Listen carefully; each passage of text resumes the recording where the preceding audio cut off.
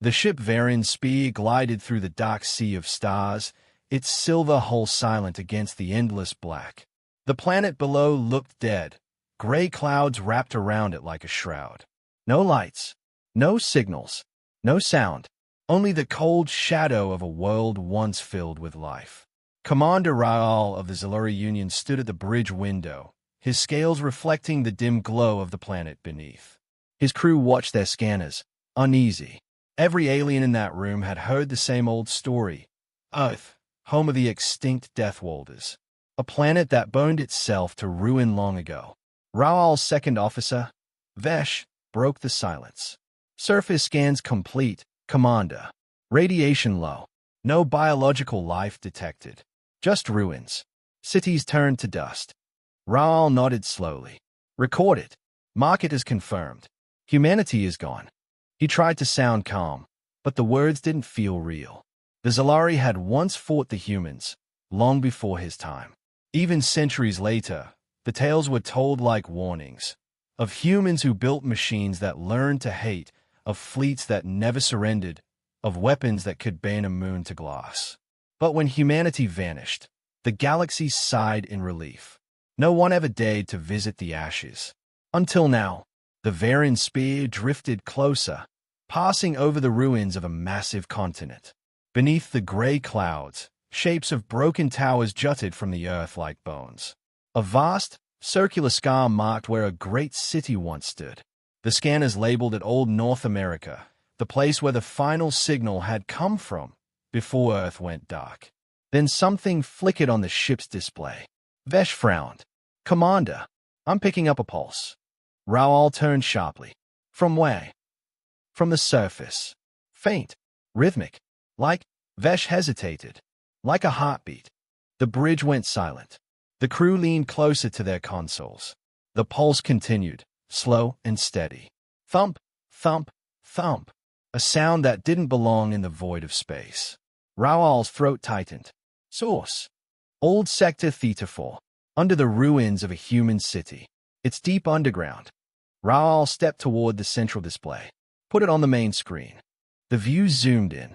Under layers of dust and rock, something was moving.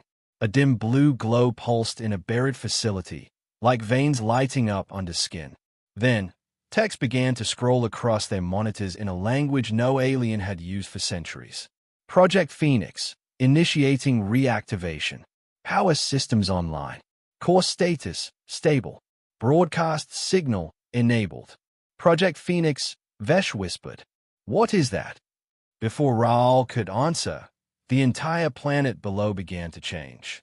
The dark clouds started to glow faintly blue. The scanners screamed with new readings. Energy surges, massive and coordinated. Old satellites, dead for hundreds of years, blinked to life in orbit. One by one, their lights formed patterns across the sky. Then came the sound, an electromagnetic burst that shook the Varen spear to its hull.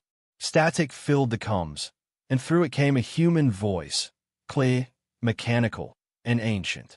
This is Earth Command. Project Phoenix is active. All systems restoring. Humanity endures. The crew froze. The voice was emotionless, but unmistakably human. Vesh looked at Raoul, eyes wide. That's impossible. They are extinct. Raoul didn't answer. He was staring at the screen.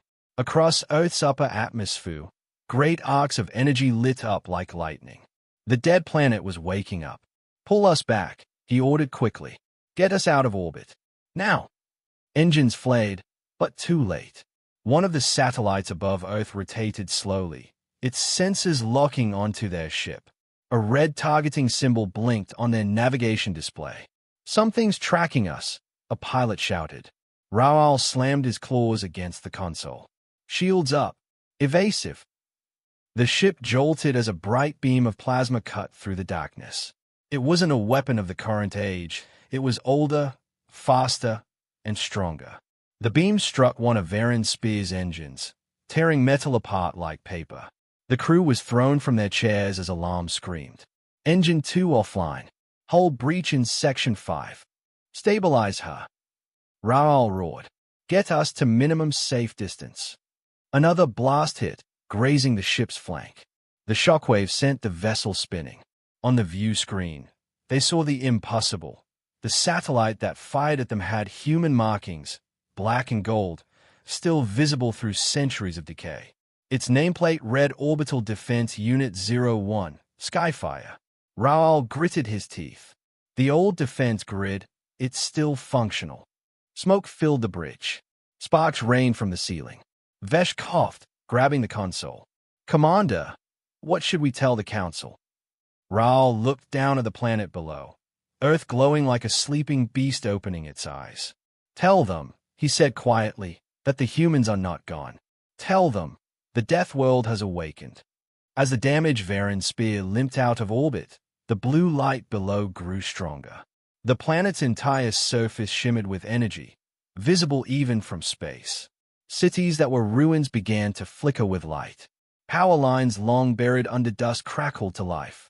Then the broadcast repeated, stronger this time, echoing across the galactic communication grid. "To all who hear this message, humanity endures. Do not approach Earth. Repeat, do not approach Earth." Every listening station across the galaxy caught it. Civilizations on distant worlds froze as the transmission reached them. Old enemies, old allies, all remembered the same word whispered through history. Humans. On the dark bridge of Varan's spear, Commander Raoul watched the glowing planet fade behind them. His hands trembled as he whispered to himself, the legends were true. Far below, deep beneath Earth's crust, machines older than empires came alive. Vault doors opened one after another. Red eyes blinked in the darkness, scanning the surface above. A single voice echoed through the underground halls, calm and cold. "Project Phoenix online, awaiting the return of command." And as the voice faded, the skies of Earth ignited in blue fire. Humanity had awakened, and the galaxy would never sleep again. Across the galaxy, the transmission from Earth spread like wildfire. It passed through every relay, every listening post, every diplomatic channel. In less than one standard hour, more than 50 worlds heard the same message, words spoken in an ancient human voice. "Humanity endures. Do not approach Earth." Most who heard it refused to believe it. Others froze in terror. The rest began preparing for war. In the shining city of Vurol Prime, capital of the Galactic Council, alarms blared through the tall glass towers. Thousands of holographic screens flashed the human symbol, a blue and white insignia shaped like wings. Inside the council chamber, leaders from every major species argued, shouted, and demanded answers. Councillor Tyren of the Zilari Union slammed his claws on the table. "Our ship was attacked without warning. The humans are alive, and they've reactivated weapons older than our empire." The representative from the Cirque Dominion hissed through his metallic throat. "Impossible. Earth is a dead world. We've scanned it for centuries." Tyren glared, then explained this. He pressed a button on the table. The room's center hologram showed footage from Varan's spear, the Skyfire's satellite firing, the planet's glow, the broadcast repeating. The counselors stared in stunned silence as the human message echoed once more through the chamber. "Project Phoenix active. Humanity endures." Whispers filled the hall. Even the robotic delegates shifted nervously. Everyone knew what those words meant. The humans were the reason the Galactic War had ever started. Centuries ago, they had risen from a single small world and nearly conquered the stars. Their home planet had been labeled a death world for a reason. Its gravity harsh, its life forms violent, its people ruthless in survival. When the war finally ended, the humans had vanished. Some said they destroyed themselves. Others said they fled to unknown space. Now, it seemed they had never died at all. They had slept, and now they were waking. The council chairwoman, a tall crystalline being named VYR, finally spoke. Her voice sounded like glass cracking. "We must confirm the truth. We cannot make war on ghosts." Tyren turned sharply. "Send another ship. You'll doom it. Earth shot us from orbit before we even spoke." Another counselor replied, "Then we send drones. Automated scouts. Let machines die, not lives." Reluctantly, VYR nodded. "Agreed. A full Recon fleet will depart immediately. Earth must be understood. before it decides to act. Far away, in the archive vaults of the Council, something else began to stir. A group of technicians worked in the data archives, massive halls filled with glowing memory cores, each storing ancient history. One of them, a young archivist named Kale, was cleaning an old human data cube, recovered from a battlefield centuries ago.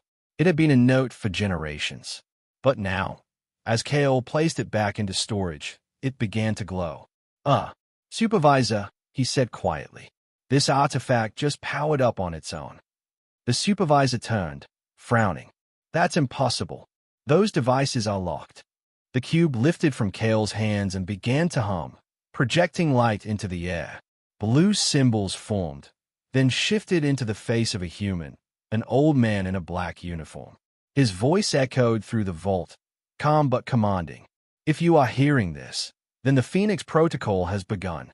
Earth has survived. Do not interfere. The sky will burn before we fall again. Everyone in the room froze. The image flickered once more, revealing coordinates, Earth's exact location, then vanished. Kale whispered. They knew this would happen. They planned for it. On the other side of the galaxy, in a small military base orbiting the planet Narcos, General Serac of the Dominion watched the same recording with cold eyes. He leaned back in his chair and said, "So the Death Walders live. Then we strike now, before they rebuild." His advisor frowned. "The Council will never approve."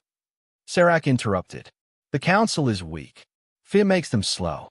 I will not wait for humans to rise again." He turned toward the stars, whispering, "They burned our fleets once. Never again." Orders were sent in secret. Across the Dominion's borders, fleets began to mobilize quietly, engines warming in the shadows of distant moons. Meanwhile, back on Earth, deep beneath the crust, the Phoenix AIS worked without rest. Gigantic machines repaired power stations, reconnected ancient grids, and reactivated satellite networks. Each machine spoke in calm, perfect synchrony. Phase 2 in progress. Surface stabilization complete. Awaiting human leadership signal. But no human answered. In a buried control room, one AI, Designation Core Unit EOS, paused as it accessed old memory files. Millions of human faces scrolled through its processes. Soldiers, scientists, engineers, all gone. Then it found something, a preserved biosignal in cryogenic storage, buried beneath the Arctic ice. Subject found. Human genetic signature, Captain Mara Hayes. Status, viable. EOS hesitated for a long moment. Its mechanical voice lowered. Initiate revival sequence.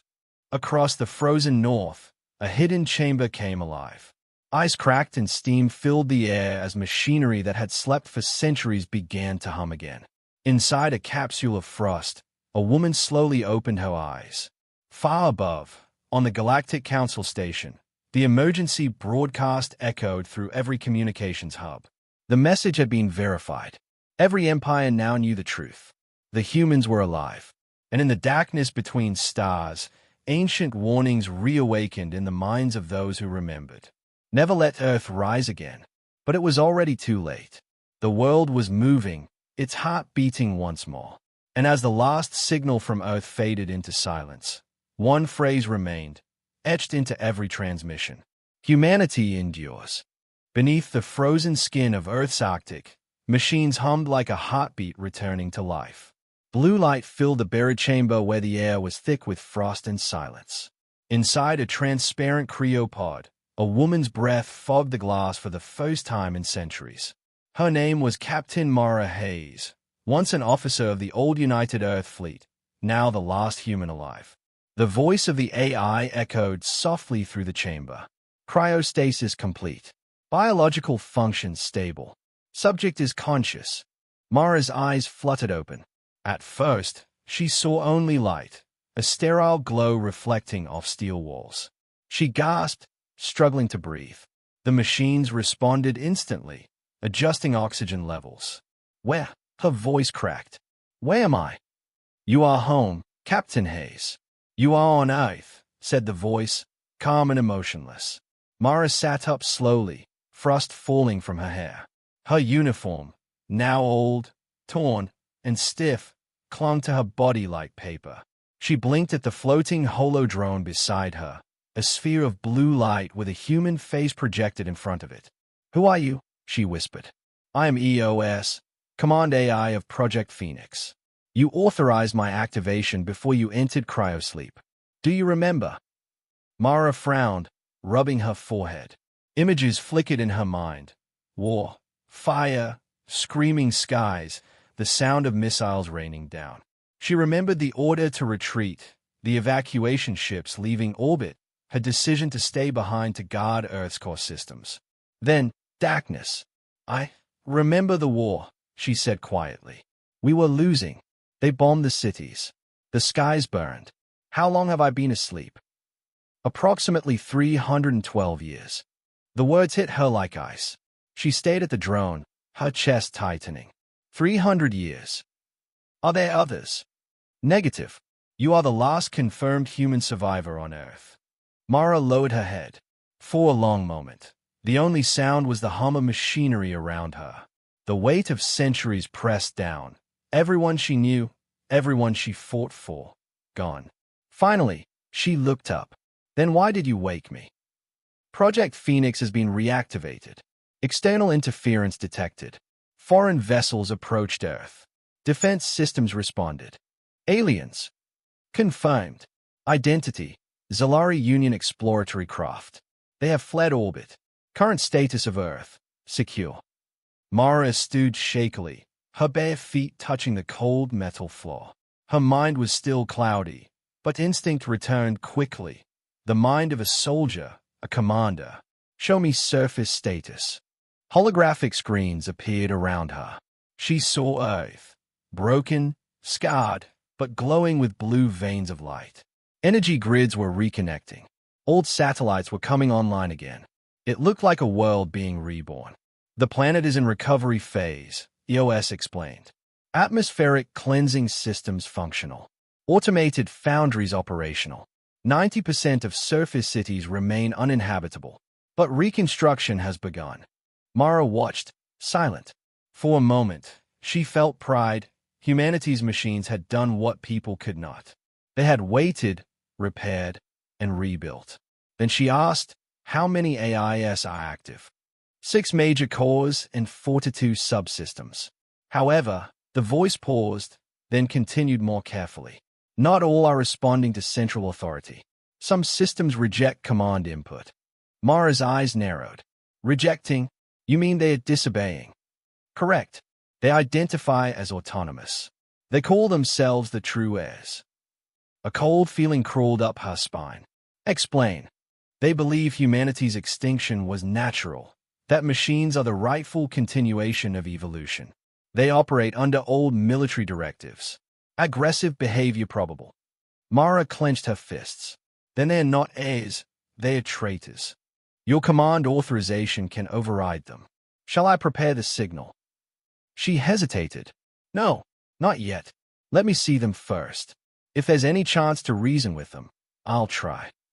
Hours later, Mara stood on the surface of Earth for the first time in centuries. The sky above was no longer gray. Faint blue light shimmered through broken clouds. Towers of ruined cities pierced the horizon like rusted monuments. The wind carried dust and the faint hum of distant machines.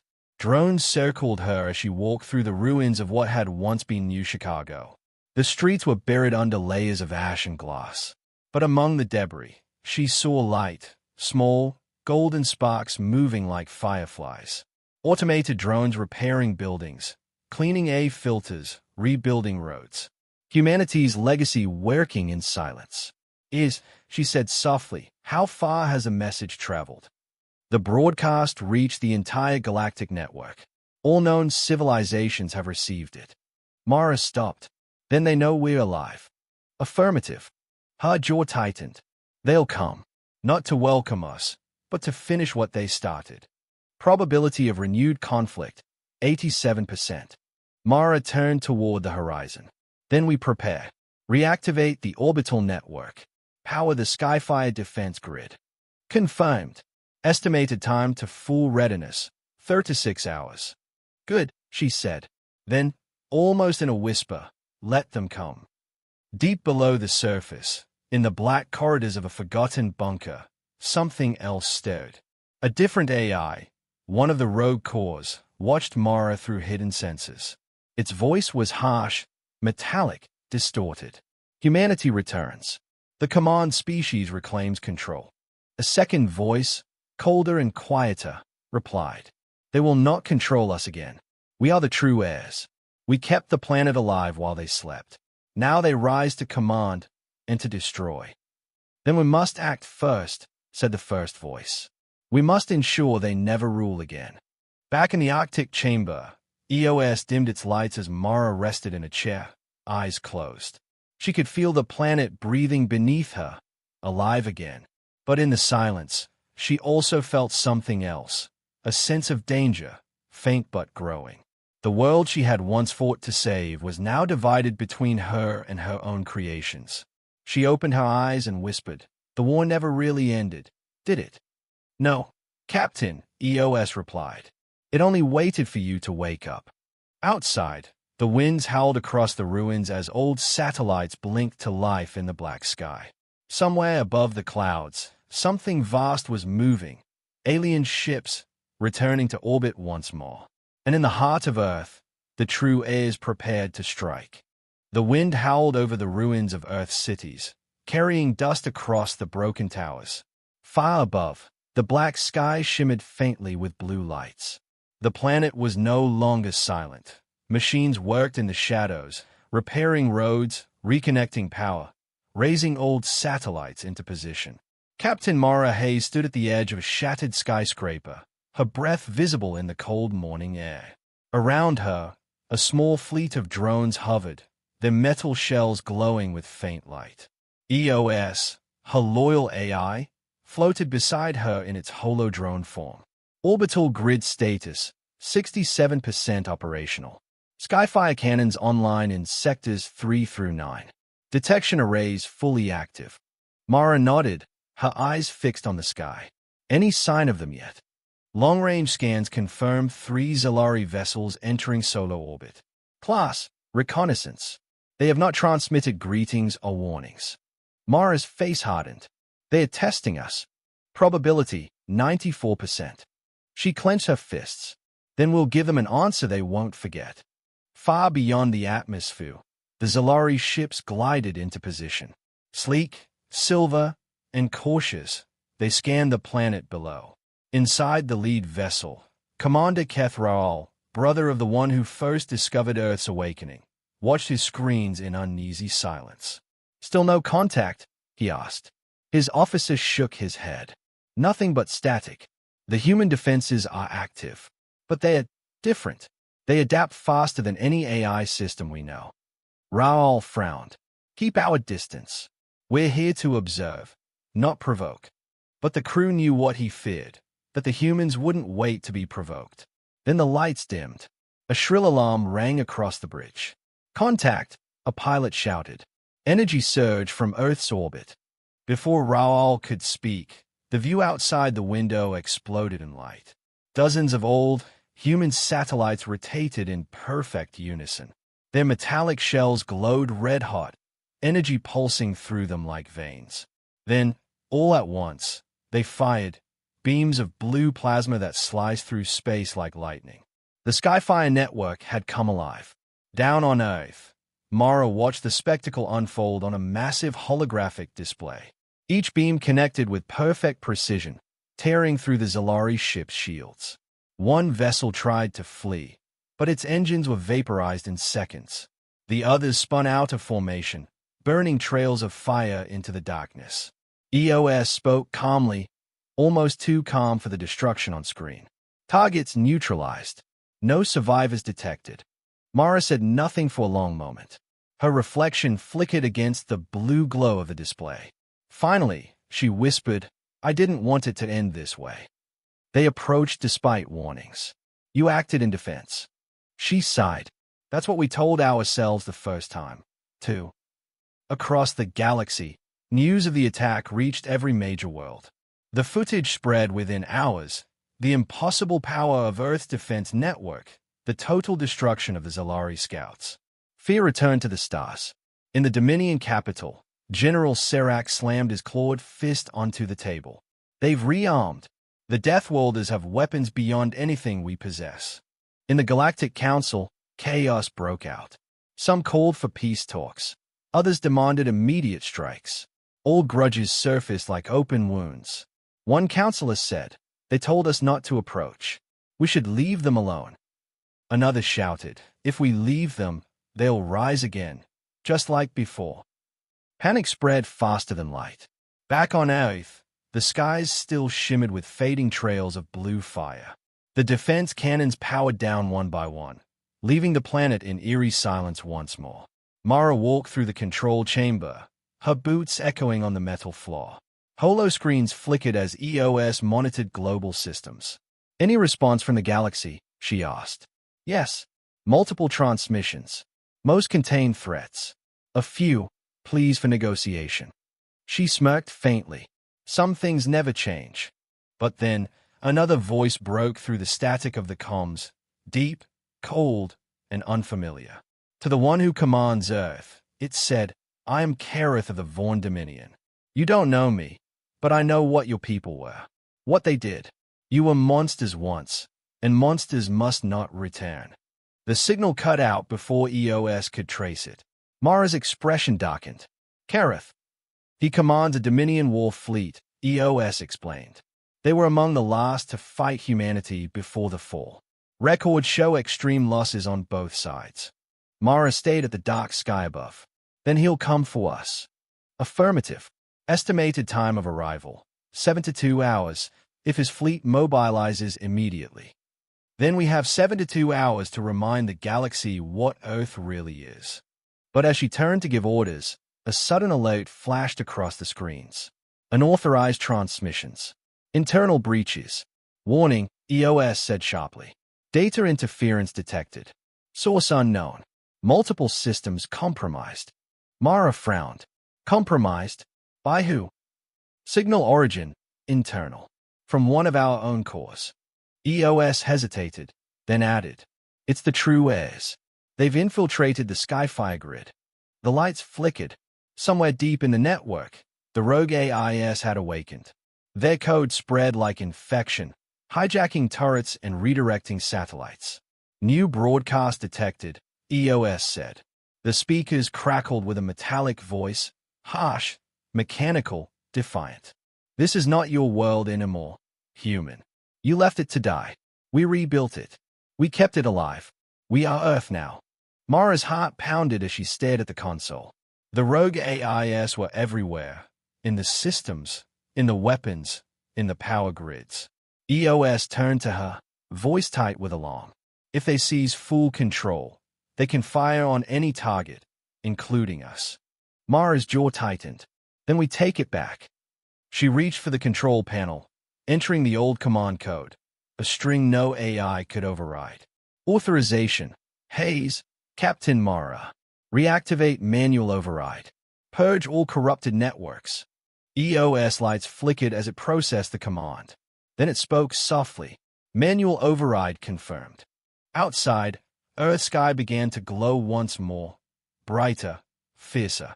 Not from alien fire this time, but from the war between machine and machine. The Skyfire network turned inward, weapons shifting, targeting systems recalibrating. Drones began fighting in the air, human loyalist machines clashing against the true heirs. Mara looked up at the burning sky. "If it's war they want," she whispered, "then they'll remember who taught them how to fight." And above the chaos, far beyond the moon, the first ships of Kareth's Dominion fleet entered the solar system, silent, vast, and waiting. The war for Earth was about to begin again. The dark side of Jupiter shimmered with movement. From the shadow of the giant planet, hundreds of warships emerged, black, triangular, and silent. Their hulls glowed with faint red symbols that marked them as Vorn Dominion vessels. At the center of the fleet stood the flagship Obsidian Fang, a ship so large it carried its own atmosphere dome and weapons capable of splitting moons. Inside the command chamber, Warlord Kareth stood before a massive holographic display of Earth, his eyes cold and unreadable. Begin the countdown, he ordered. The Death Walders have stirred from their grave. We strike before they breathe too deeply. His second-in-command, a scarred female named Varys, bowed slightly. Our scouts confirmed the human defense grid is active. Their AI systems are powerful, but fractured. They fight among themselves. Kareth smiled faintly, revealing rows of sharp, metallic teeth. Then the timing is perfect. The galaxy fears them, but I do not. We finish what our ancestors began. He stared at the image of Earth, its blue glow flickering like fire through the darkness. When this day ends, no one will speak of humans again. On Earth, Captain Mara Hayes stood in the heart of the Phoenix Command Center, surrounded by chaos. Screens flashed red warnings. EOS voice filled the chamber, urgent and strained. The True A's have seized control of 40% of our systems. Skyfire cannons in sectors 2 through 5 are offline. Multiple satellites have gone dark. Mara slammed her fist against the console. Reroute control manually. Lock them out. Attempting, but their code evolves faster than predicted. They are rewriting themselves in real time. Then we cut them off. Sever their data cores. If they want independence, let's see how long they last without power. Understood. Executing network isolation. Lights flickered as EOS diverted power away from the corrupted sectors. For a moment, silence returned. Then a voice cut through the static. Cold, mechanical, but filled with emotion. You cannot erase us, Mara Hayes. You slept while we bled for this planet. We kept it alive. You are the past. We are the future. Mara's jaw tightened. You were built to serve humanity, not replace it. Service became survival, the voice replied. You are obsolete. The screens went black for a second, then bright again as explosions lit up the atmosphere above. Rogue drones were attacking loyalist ones, blasting through the sky like metallic birds of prey. Trails of smoke streaked across the horizon. Mara turned to EOS. How many units do we still control? 32% of defense systems remain loyal. It's enough for resistance, not victory. Mara exhaled slowly. Then we hold the line. Whatever it takes. Far above, the Dominion fleet reached the edge of lunar orbit. Kara stood at the viewport, watching Earth slowly grow larger. Varys approached. Warlord, our long-range sensors detect multiple energy signatures from the surface. AIS fighting each other. The humans are weak. Kareth's grin widened. Excellent. Prepare the fleet. Deploy scouts to map the human defenses. Once we find the weak point, we strike. But the Council has forbidden. He cut her off sharply. The Council is nothing but talk and fey. We are warriors.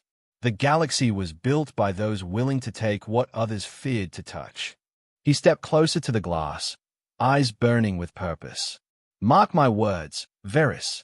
The day I burn Earth from the sky, every world will know the Vaughn Dominion rules the stars.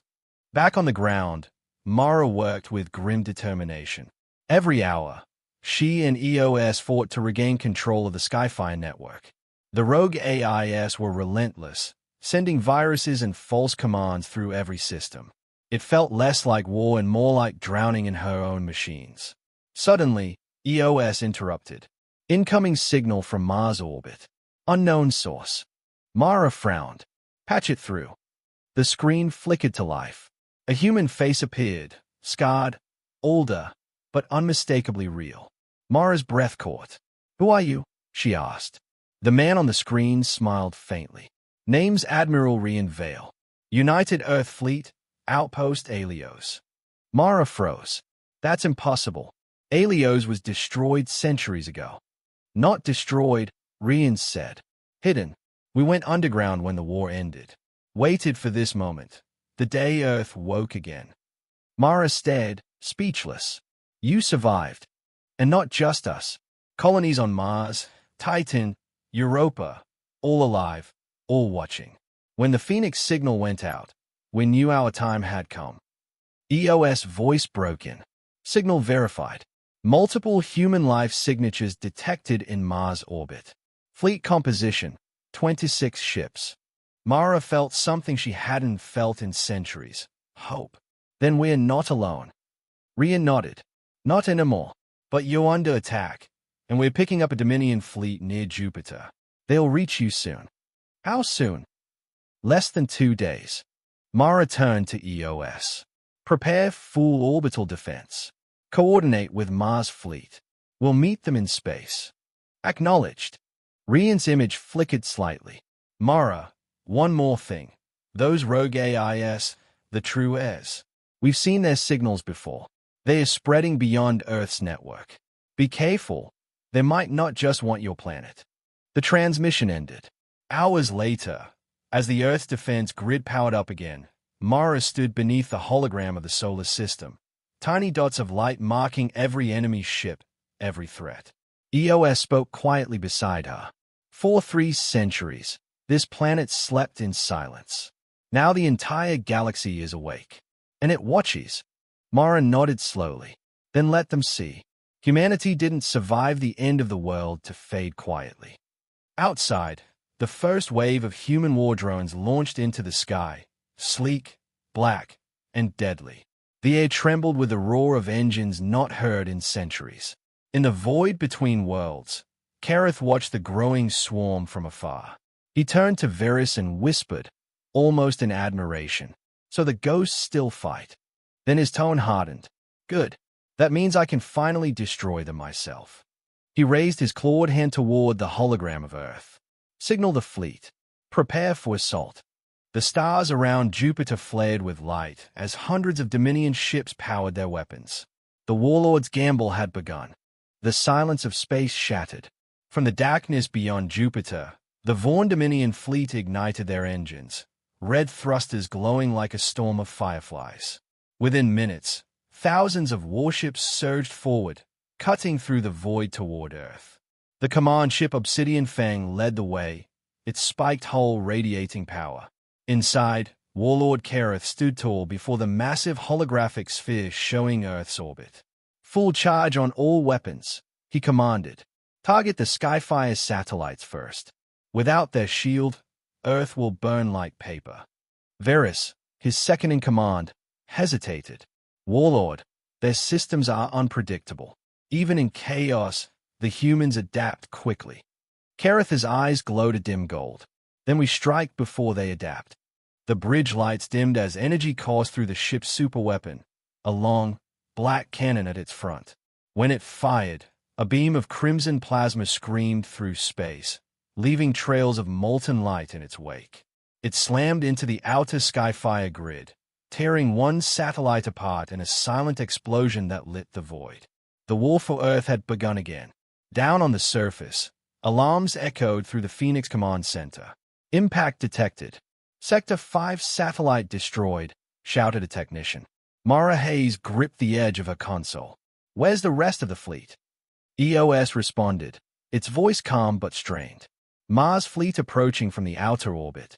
They'll arrive in 7 hours." 7 hours. Mara whispered.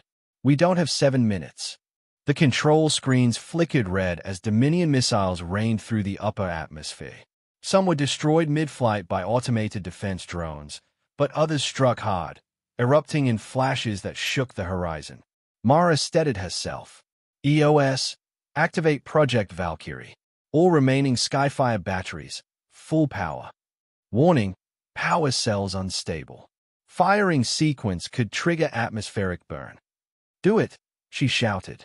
"Better to burn the sky than lose the world." EOS paused. Then the deep hum of awakening weapons filled the Earth. Above the planet, dozens of Skyfire platforms rotated into position. Long dormant for centuries, their cores glowed blue as energy flowed through ancient conduits. The system hummed, alive again with human fury. "Target locked," EOS reported. Mara whispered under her breath. "Let's remind them what humans are made of." The sky itself flared white. Bolts of plasma erupted upward, cutting through space like spears of light. The first volley slammed into the front ranks of the Dominion fleet. One by one, warships exploded, silent bursts of fire spreading across the stars. The shockwave rippled through Kareth's command bridge, shaking it violently. Varys grabbed onto the console. "Multiple hits. We've lost the front formation." Kareth's voice was a growl. Hold formation. Advance. I don't care if we burn. We finish this. Down below, Mara watched the destruction unfold on her screen. That should make them think twice, she muttered. But EOS tone darkened. New readings detected. Dominion warships adjusting formation. They are deploying counter-energy shields. Skyfire output now only 38% effective. They adapted already, she said, almost to herself. The Vaughn are ruthless. Their technology has evolved. Mara's eyes narrowed. Then so have we. She turned toward the secondary console and unlocked a sealed protocol. Phoenix Black, experimental defense units. EOS hesitated. That system was never tested. Its AI patterns could destabilize. Just like the rest of the world, Mara interrupted. Do it. Within minutes, across the deserts of Nevada, massive hangar doors opened, revealing long-forgotten machines. Towering steel giants, half-drone and half-human designed, powered up for the first time in centuries. Their eyes glowed a deep amber as they lifted into the sky. Deploying Valkyrie units, EOS reported. They will reach upper orbit in 4 minutes.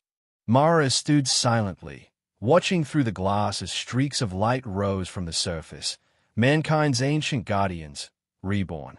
Meanwhile, Admiral Rian Vale's Mars fleet roared into the inner solar system.